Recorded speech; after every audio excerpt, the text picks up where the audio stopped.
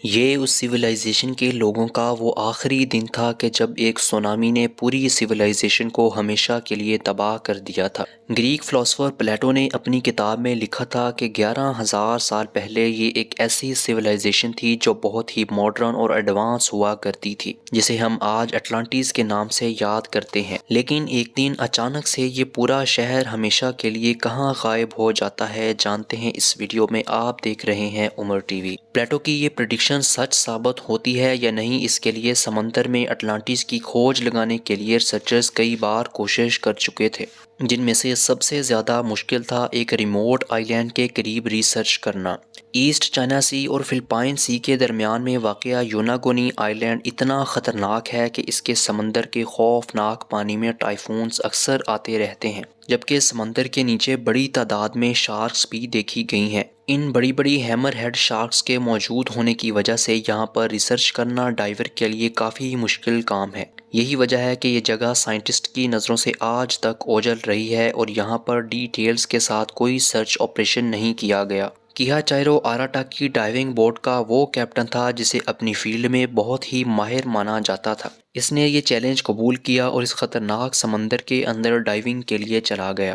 آراٹاکی اپنی پوری تیاری کے ساتھ سمندر کی تہہ میں جاتا ہے اور وہاں پر اس کی نظر ایک بڑے پتھر پر پڑتی ہے۔ جب وہ مزید اس کے قریب جاتا ہے تو ایک حیران کن چیز جو وہ دیکھتا ہے، اس پر یقین کرنا کافی زیادہ مشکل تھا۔ اس پتھر نما بلڈنگ جو کہ تقریباً 10 منزلہ اونچی تھی، اس کے نیچے سے لے کر اوپر تک سٹیئرز بنی ہوئی تھی، اور حیران کن بات یہ تھی کہ یہ سٹیئرز ایک ہی پیٹرن اور ایک ہی ترتیب کے ساتھ بنائی گئی تھیں۔ یہ سب دیکھنے کے بعد ایک چیز تو طے تھی کہ سمندر کی گہرائی میں موجود یہ مسٹریس اسٹرکچر کسی انسان نے ہی بنایا ہوگا، اور اب وقت تھا اس مسٹری کے بارے میں مزید جاننے کا۔ ریسرچرز نے اس دور میں موجود جدید ٹیکنالوجی کا استعمال کرنے کا فیصلہ کیا تاکہ اسے پوری طرح ایکسپلور کیا جا سکے۔ ریسرچرز نے ایک ایسی ٹیکنالوجی کا استعمال کیا جو کہ پانی میں موجود چیزوں کو ساؤنڈ ویوز کے ذریعے ڈیٹیکٹ کرتی ہے، اور اسے سونار ٹیکنالوجی کہا جاتا ہے۔ یہ وہی ٹیکنالوجی تھی جو تقریباً ہر ملک کی نیوی سمندر میں موجود کسی مشکوک چیز اور ہر قسم کی نقل و حرکت پر نظر رکھنے کے لیے استعمال ہوتی تھی۔ اس میں استعمال ہونے والی ڈیوائس سمندر کی گہرائی میں ویوز بھیجتی ہے، اور یہ ویوز وہاں موجود کسی چیز سے ٹکرا کر باہر کی طرف ریفلیکٹ ہوتی ہیں۔ اس ٹیکنالوجی کا استعمال کر کے کمپیوٹر کی مدد سے ایک 3D میپ بنا کر اس آئی لینڈ کے پانی میں موجود اس اسٹرکچر کو مکمل طور پر اسٹڈی کیا گیا تھا۔ یہ پہلی بار تھا کہ جب دنیا کے سامنے اس مسٹری کو مکمل اسٹڈی کرنے کے بعد پیش کیا گیا تھا۔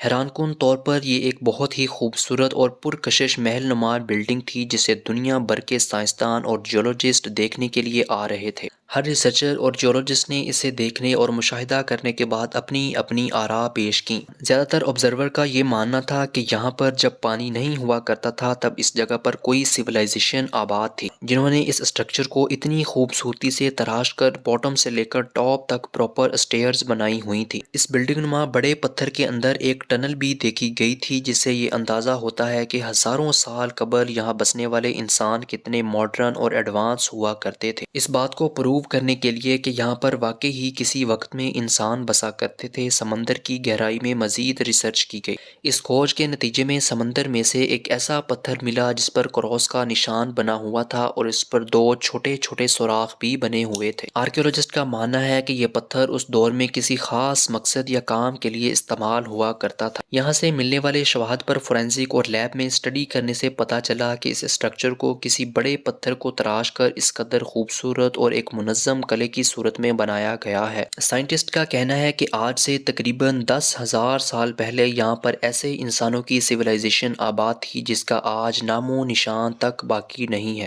ریسرچرز کا دعویٰ ہے کہ یہ وہی اٹلانٹس کی سویلائزیشن ہے جو ہزاروں سال پہلے سمندر میں ڈوبنے کی وجہ سے مکمل طور پر تباہ ہو چکی تھی۔ یہ ویڈیو آپ کو کیسی لگی کامنٹ کر کے ضرور بتائیے گا۔ ملتے ہیں ایک نئی ویڈیو میں۔